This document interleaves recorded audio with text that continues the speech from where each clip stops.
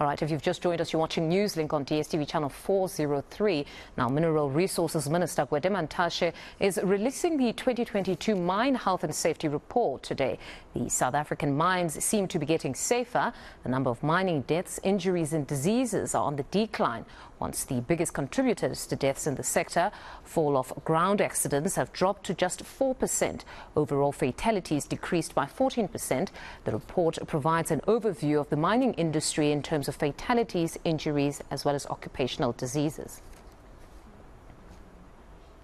Now let's get some reaction from the National Union of Metal Workers. Its Health and Safety Chair, Duncan Luvuno, joins us now with their reaction. Duncan, your reaction to this, just the decrease in fatalities. Good morning and good morning to your viewers. Maybe let me correct. It's not metal workers, National Union of Mine Workers. Yes, mine workers, NUM. I must say that indeed we were becoming confident that as we continue, we'll be able at some point to reach zero harm, even though we know the fact that mining is a dangerous industry on its own. But it is promising that we're able to, as a collaborative effort, to only, even though one death was one too many, we only had 49 fatalities compared to the previous financial year, which was 74 fatalities. Also, as well, the number of milestones that we have reached, I think, again, the issue of, if you remember very well, the coal sector was killing people with fall of ground, like it's going out of fashion. But this year, they've reduced on gold by 21% the fatalities. I think it is assisting what we are doing, or it seems what we are doing, we are headed in the right direction. So you're clearly well on course to that zero harm program of yours or goal. But the dynamic that has now come to the fore is that of load shedding. I mean, we're seeing damage to infrastructure, and it also poses some sort of a threat to lives. For instance, in platinum mining, where you would need ventilation throughout, you'd need those ventilation fans which must be kept on. Is that not perhaps posing a new sort of a challenge?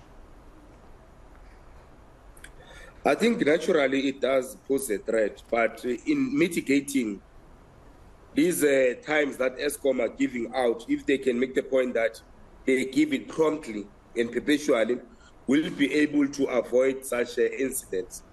We'll be able to plan beforehand and so on and so forth. And then insofar as employers are concerned, are you seeing some sort of a shift in mindset around safety for most of them? And what can you attribute this to?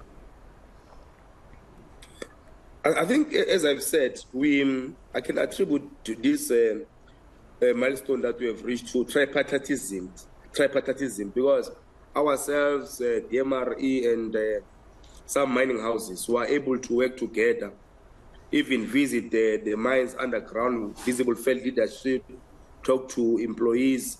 We are owning this, all the stakeholders now. It seems like we're working together, and what we're doing, it seems like it's reaping the rewards. Because what is important with the workers, they want to see you there.